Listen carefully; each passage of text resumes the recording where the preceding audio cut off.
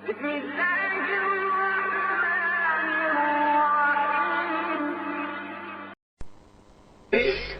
نہیں رہتا، اس میں جو ہے ہمیشہ بے وفائی ہوتی ہے، اس میں بے وفائی ہوتی ہے، حلال کیوں نہ ہو اس وقت بھی میاں 10 دن کے بعد بیوی جو ہے کسی اور سے شادی کر لے، اور بیوی جو ہے ابھی اس کا جنازہ نہیں ہوتا کہ شوہر جو ہے وہ چاہے تو دوسری شادی کر لے گا، بلکہ جی جس کو چاہے وہ دوسری تیسری چوتھی بھی کر لیتا ہے.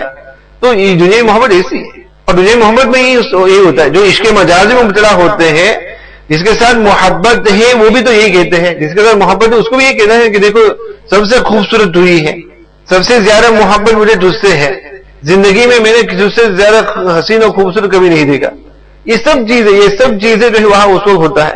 لیکن جیسے ہی نظر کسی اور پر پڑ جائے، دل کسی اور کی طرف متوجہ ہو جائے، تو وہ سب محبت کہاں چلا جاتا ہے، وہ سب جو ہے پانی پھر جاتا ہے اس پر. تو اس وقت جو ہے یہ سب محبت جو ہے بے وفائی کر جاتی ہے. تو اس نے بھی یہ کہا کہ نہیں تم تو جو ہے جھوٹ بول رہے، ایسا ہوگا تم ضرور شادی کر لیں گے.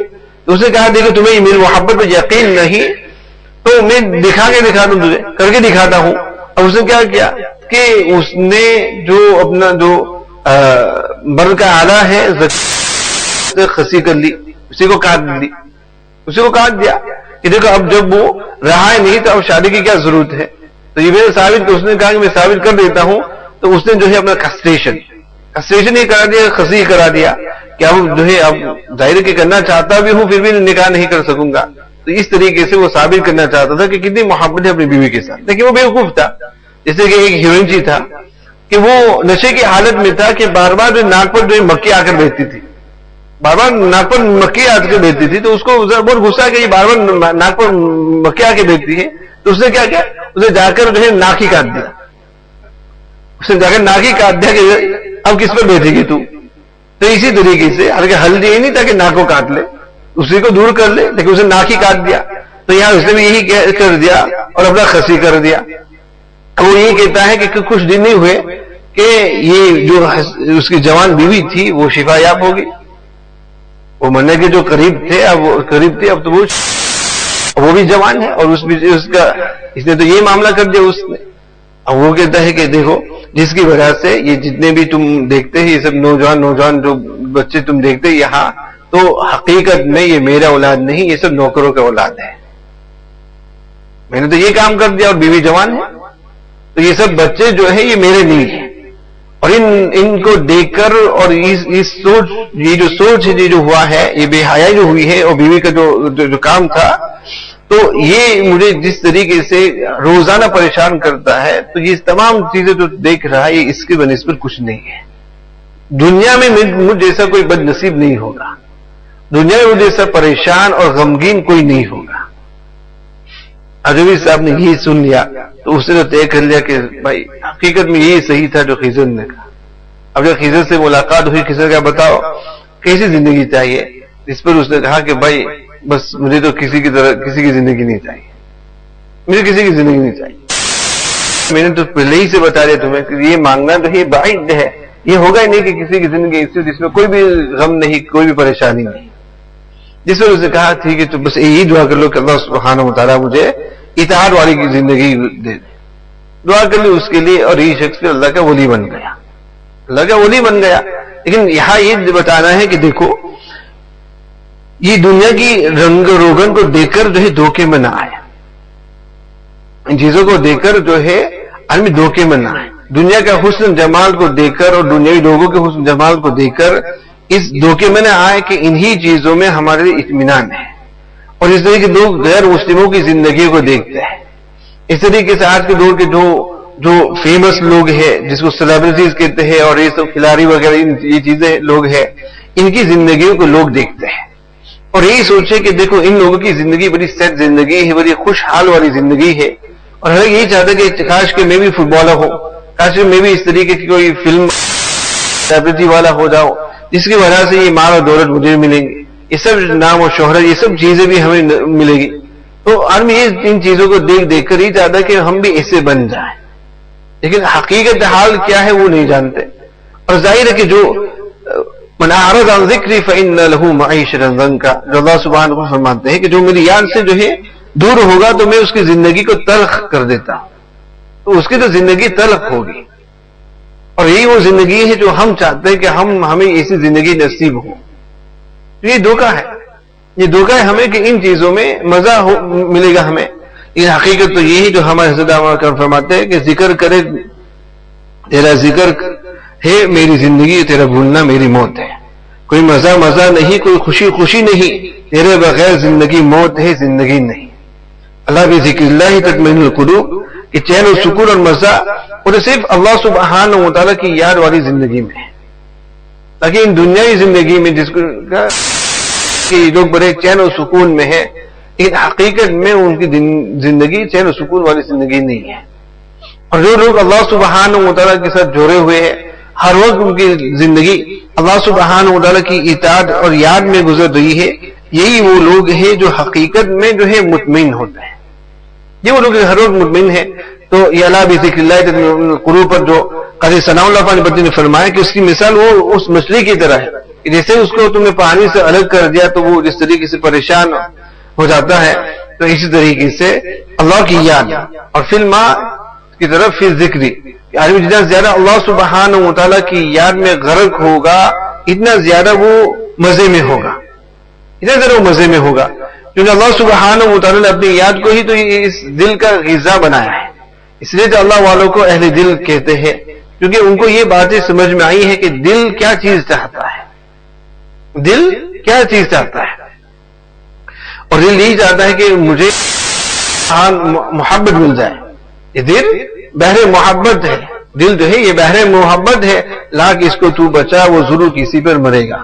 یہ دل جو ہے یہ بحر محبت ہے، لاکھ اس کو تو بچا وہ ضرور کسی پر مرے گا.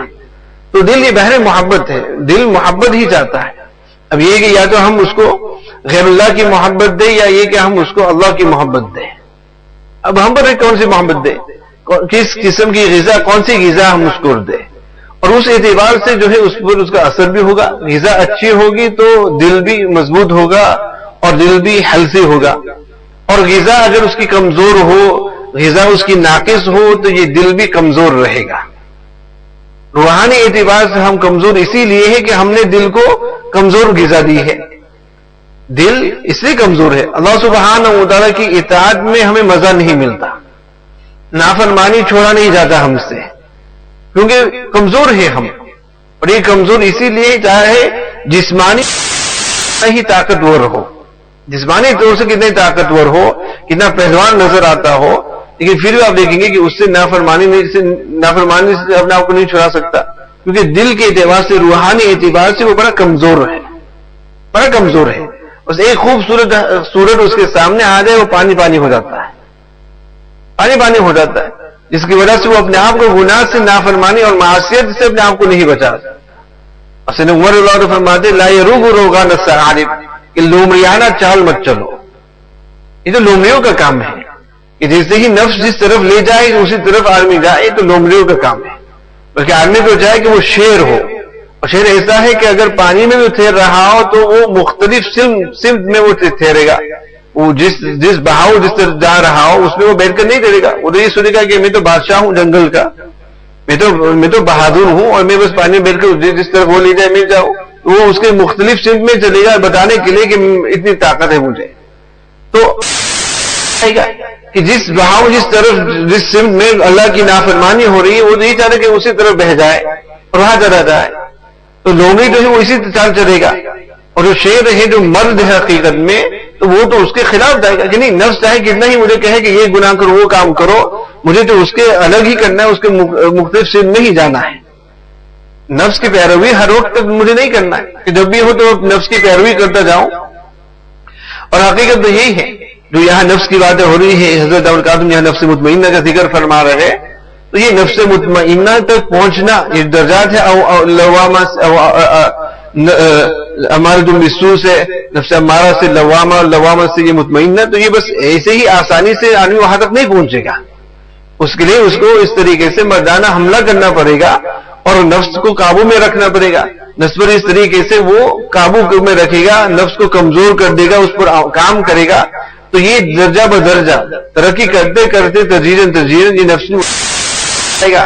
اور جب وہ نفس المطمئنہ تک پہنچ جائے گا، اس میں ہی جس طریقے دنیا میں کسی کو کسی سے محبت ہو تو وہ یہی کہے گا نا کہ کہ تجھ سے دوری مجھے برداشت نہیں، تجھ سے دوری مجھے برداشت نہیں. وہ یہی چاہتا ہے کہ ہر وقت جو ہے اس کے سامنے بیٹھا رہے، اس کو دیکھتا رہے اور اس کے ساتھ رہے، وہ یہی چیزیں چاہتا ہے. اور جیسے ہی الگ ہو گئے تو اس کو وہ پریشان ہو جاتا ہے اس دوری میں کہ کب واپس ہم مل جائے. تو جس طریقے سے وہاں وہ طرف جاتا ہے اور دوری کو برداشت نہیں کر سکتا، تو اللہ بذکر اللہ تطمئن القلوب یہی ہے کہ آدمی اللہ سبحانہ و تعالی کو اتنا یاد کرے کہ اللہ کی یاد جب نہ ہو، اللہ سے جب دور ہو جائے تو وہ پریشان ہو جائے، طرف جائے. وہ اس طریقے سے وہاں دوری کو وہ برداشت نہیں کر سکتا ہے. اور جب یہ حالت ہو جائے تو پھر آپ دیکھیں گے کہ کس طریقے سے گناہ کرنا آدمی کے لیے بہت مشکل ہو جائے گا، کیونکہ جیسے اسے گناہ کیا وہ طرف نہیں لگے گا کہ اب میں گناہ کر رہا ہوں، اللہ تعالیٰ سے میں دور ہو گیا ہوں، اللہ تعالیٰ سے میں دور ہو گیا ہوں. اور یہی کہ وہ دل پھر وہ قرار نہیں پائے گا جس طریقے سے کمپس ہے. تو آپ کہیں اس کو رکھیں گے تو یہ اس کا جو نوک ہے، نیڈل جو ہے، تو یہ ہرگز قرار نہیں پائے گا جب تک اس کو نوز کا ڈائریکشن نہیں مل جائے. اس کو وہ اس طریقے سے ہلتا رہتا ہے، پھر نوز کا پوزیشن مل جائے، پھر وہاں وہ آرام سے بیٹھ جاتا ہے. تو یہ دل بھی ایسے ہی ہے کہ اللہ سبحانہ نے اس کو بنایا کہ وہ ہر وقت اللہ سبحانہ و تعالیٰ کی سمت میں رہے. اور ویسے ہی وہ نقطہ ہمارا پوائنٹ نیڈل جو ہے دل کا، جیسے ہی ہم نے اس کو غیر اللہ یہاں وہاں اس کو پھیر دیا، تو جب تک وہاں رہے گا تو وہ ہر وقت ہلتا ہی رہے گا، وہ قرار نہیں پائے گا. جیسے ہی اس کو اللہ کی یاد مل گئی، اللہ کا قرب مل گیا، وہاں وہ ٹھہر جاتا ہے، وہاں اس کو سکون مل جاتا ہے، وہاں اس کو سکون مل جاتا ہے. تو دوستو اللہ سبحانہ و تعالیٰ کی یاد ہی میں اطمینان قلب ہے. اطمینان والی زندگی اگر ہم چاہتے ہیں، اور ہر ایک جس کا ہر ایک یہی چاہتے ہیں، تو واقعتاً اگر اطمینان والی زندگی چاہتے ہیں تو اللہ کی یاد ہی میں یہ ہوگا. جب تک اللہ سبحانہ و تعالیٰ کی ہرگز آدمی کو اطمینان قلب نہیں ملے گا. جتنا زیادہ ہم دنیا کی طرف جائیں گے تو اتنا ہم اللہ سبحانہ و تعالیٰ سے دور رہیں گے. اور جب تک اللہ سے دور ہوں گے، قرب جب تک رہے گا، اس وقت آدمی کو مزہ نہیں ملے گا. اور ایسے ہی اللہ جب وہ بورڈ ہو اور ایسا قرب مل جائے اللہ سبحانہ و تعالیٰ کا، تو پھر دیکھیں گے اس کو اتنا مزہ ملتا ہے. حضوری میں حضوری کی لذت کا کیا کہنا، حضوری میں حضوری کی لذت کا کیا کہنا. ہم ذکر میں ڈوبے جاتے ہیں، وہ دل میں سمایا جاتا ہے. ذکر میں ڈوبے جاتے ہیں، وہ دل میں سمایا جاتا ہے. اس میں وہ دوری ہے، یعنی ابھی اللہ سبحانہ ہم سے دور ہے، لیکن اس دوری میں قرب آدمی کو مل جاتا ہے، وہ قرب اس کو مل جاتا ہے. اور جو اللہ سبحانہ کو فرماتے ہیں کہ اقرب الیک من حبل الورید، اس کے حقیقت اس سے سامنے آئے گا. اللہ فرماتے ہوا معکم اینما کنتم، لیکن ہمیں وہ معیت نہیں، ہمیں وہ احساس نہیں کہ اللہ سبحانہ و تعالیٰ ہمارے قریب ہے. اور وہ ایسے ہی ہے کہ جس کے ساتھ محبت، اگر وہ کہیں سمندر پار کر کے دور ہو جائے ہم سے، لیکن ہم کیا کہیں گے کہ تم تو ہمارے قریبی ہے، کیونکہ تم ہمارے دل میں ہے، تیری یاد میرے دل میں ہے، تم تو ہمارے قریب ہی، چاہے تم کتنا دور چلے جاؤ تم تو ہمارے پاس ہی ہے. تو اسی طریقے سے اللہ سبحانہ و تعالیٰ کی یاد میں ایسی بسی ہونی چاہیے دل کے اندر کہ دوری کے باوجود ہر وقت اللہ سبحانہ و تعالیٰ کے ساتھ قرب رہے. اور اس کا مطلب یہ نہیں کہ آدمی پھر کاروبار نہیں کر سکتا، بزنس نہیں چلا سکتا، دنیا میں نہیں رہ سکتا. اس کا مطلب یہ نہیں ہے. جو کسی کا عاشق ہے تو اس کا مطلب یہ نہیں کہ وہ اس کو ساتھ بیٹھ کر جو ہے بیٹھا ہی رہے پورا دن. وہ بھی کام کے لیے چلا جاتا ہے، وہ بھی جو بھی کچھ کرنا کرتا ہے، لیکن دور ہے. جس سے محبت ہے، معشوقہ سے دور ہے وہ، لیکن دل میں تو قریب ہے. دل میں ہر وقت اس کی یاد ہے، لیکن پھر بھی وہ کام پہ جاتا ہے، پھر بھی وہ اس جدائی ہوتی رہتی ہے، یہ کرتا ہے وہ کرتا ہے، سب کچھ کرتا ہے، لیکن ہر وقت دل میں اس کی یاد ہے. اللہ سبحانہ و تعالیٰ کی یاد بھی ایسی ہونی چاہیے کہ آگے پھر وہ بھی اپنے بزنس کے لیے جائے گا، وہ بھی اپنی دکان کھولے گا، دکان چلائے گا، بزنس چلائے گا، وہ بھی دنیا میں کا کام کاج وغیرہ سب کچھ وقت کے لیے بھی وہ اللہ سبحانہ و تعالیٰ سے دور نہیں ہوگا. ایک وقت کے لیے بھی وہ اللہ سبحانہ و تعالیٰ سے غافل نہیں ہوگا، لگا ہوا کام میں، دنیا کے کاموں میں، لیکن اللہ سبحانہ و تعالیٰ کی یاد ہر وقت اس وقت ہوگی. یہاں تک کہ دوست احباب کے ساتھ ہنسی مذاق میں ہو رہا ہوگا، لیکن اس وقت بھی اللہ سے غافل نہیں ہوگا. حضرت خواجہ عزیز حسن مظہوب رحمۃ اللہ علیہ کی مرتبہ وہاں خانقاہ تانہ بورڈ میں کھڑے تھے، اور وہ بھی دروازے کے چوکٹ پر اس طریقے سے ہاتھ رکھے ہوئے تھے، اور وہاں سے مفتی شفیع رحمۃ اللہ علیہ تھے، قاری طیب صاحب رحمۃ اللہ علیہ، اور اس طریقے سے حکیم محمد تھانوی رحمۃ اللہ علیہ کے باقی کچھ خلفاء تھے. تو خواجہ عزیز حسن مظہوب رحمۃ اللہ علیہ کچھ ہنسی مذاق کی باتیں ان کو بیان کر رہے تھے، بتا رہے تھے، اس پر وہ بھی ہنس رہے تھے وغیرہ. اب اس کے اختتام میں پھر انہوں نے کہا کہ بھائی بتائیے، اس وقت جب تم لوگ ہنس رہے تھے تو کیا تم اس وقت اللہ کو یاد کر رہے تھے کہ غافل ہو گئے تھے؟ یاد کر رہے تھے کہ غافل ہو گئے تھے؟ سب نے کہا کہ نہیں، واقعی یہی ہے، ہم غافل ہو گئے تھے. ہنس رہے تھے تو اس وقت اللہ کی یاد سے ہم دور ہو گئے تھے. اور حضرت خواجہ عزیز حسن منظور کا فرماتے تھے کہ اس وقت بھی جب میں تم لوگوں کو ہنسا رہا تھا تب بھی میں اللہ کی یاد سے غافل نہیں رہا, یاد سے غافل نہ رہا. یہ کیوں دل کے اندر اللہ سبحانہ و تعالیٰ کی یاد بسی ہوئی تھی. اور یہ ہوتا ہے دنیائی محبت میں, آپ دیکھ لیں جب وہ محبت ہو تو آدمی اس وقت ہنسی مذاق بھی کر رہا ہے, دوستوں کے ساتھ بیٹھا ہوا ہے, بہترین سے کھانا بھی کھا رہے, لیکن جس سے محبت ہے اس کی وہ یاد ہے, جس سے محبت ہو اس کو یاد ہے. اور یہ ہوتا ہے. لیکن بعض لوگ یہ کہہ دیں گے ایک دور میں ایسا تھا, اب نہیں ہے, نئی شادی ہوتی ہے, اب کسی کی وہاں کشمیر میں کوٹلی میں یا کہیں شادی ہو کے پھر اس کو مدرسہ چلا جانا پڑے, انگلینڈ آ جانا پڑے, تو اب اس کو معلوم کہ دیکھو یہاں اتنا سمندر پار ہو گیا ہے لیکن کتنی یاد آتی ہے ہمیں, دور ہے پھر بھی یاد, وہ اپنا کام کاج کر رہا ہے پھر بھی اس کو یاد, کبھی چاہتا ہے کہ کب جو ہے ملاقات ہو جائے, کب چلے جاؤں وہاں, کب اس سے باتیں کروں, کب اس سے ٹیکسٹ کروں, کب اس کے ساتھ جو ہے ٹویٹ کرے یا کچھ بھی کرے. اسی پر میں بار بار جب بھی دیکھو تو یہی میں کہ کوئی نہ کوئی رابطہ ہے. اب جب بھی وہاں تیت کچھ آئے تو وہ خوش ہے کہ دیکھو اس کے ساتھ کوئی بات ہو رہی ہے, تو اس کو میں مزہ ملتا ہے. عاشقان خدا ان کی بھی یہ حالت ہے, یہ ہر وقت دل اللہ کی یاد, اور اسی انتظار میں رہتے ہیں کہ کب ہمیں موقع ملے کہ کچھ اللہ کر لے, کب ہمیں وہ موقع مل جائے کہ مسجد چلے جائے, کب ہمیں موقع مل جائے کہ تلاوت کر لے, کوئی موقع مل جائے کہ ہم اللہ کی یاد کریں تاکہ پھر اللہ سبحانہ و تعالیٰ کے ساتھ وہ بات چیت ہو جائے ہماری. جس کو یار نے چاہا اسی کو یاد یار آئی, محبت دونوں عالم میں جا کر یہ پکار آئی, جس کو یار نے چاہا اسی کو یاد یار آئی. جس کو اللہ سبحانہ و تعالیٰ نے چاہا اسی کو اللہ تعالیٰ خود یاد دلا دی میں کہ دیکھو مجھے یاد کرو. جتنا زیادہ آدمی اللہ کو یاد کرتا ہے اتنا زیادہ اس دلیل کہ اللہ سبحانہ و تعالیٰ اس کو یاد کر رہا ہے, اور جو اللہ کو یاد نہیں کرتا اس کا مطلب یہ ہے کہ اللہ سبحانہ و تعالیٰ نے اس کو اپنے سے دور کر دیا ہے. جتنا زیادہ آدمی اللہ کی نافرمانی کرتا ہے تو یہ دوری کی علامت ہے. اس کو خوف زدہ ہونا چاہیے, خوف کرنا چاہیے کہ میں اللہ سے اتنا دور ہوں, پوری زندگی میری اللہ کی نافرمانی گزری, رات دن نافرمانی میں گزر رہی ہے. اس کا مطلب کیا ہے کہ ہم اللہ سبحانہ و تعالیٰ اللہ سے دور رہے, اور وہ جتنا وقت میں گزرتی ہے نافرمانی سے بچنے میں گزرتی ہے تو اتنا یہ آدمی اللہ کے قریب ہے. اور اللہ سبحانہ و جس کو اپنا قریب بنانا چاہتے ہیں اللہ تعالیٰ اس کو گناہ سے دور رکھتے ہیں, اس کو گناہ سے دور رکھتے ہیں. اللہ سبحانہ یہ نہیں چاہتے کہ دیکھو یہ مجھ سے دور ہو جائے, اس پر تو میری لعنت برسے. اللہ یہ چاہتے کہ اس کو مجھے قریب کرنا ہے, لہذا اللہ سبحانہ و تعالیٰ اس کی حفاظت کرتے ہیں, گناہ سے اس کو بچاتے ہیں. تو یہ علامت ہے اس کے لیے. جیسے رمضان کے بعد آپ کو بیان کیا تھا میں نے کہ دیکھو آدمی کو یہی دیکھنا ہے کہ وہ اللہ سبحانہ و تعالیٰ کی نافرمانی سے کتنا عرصہ دور رہا ہو, کتنا اپنے آپ کو اللہ کی نافرمانی سے بچا رہا ہے.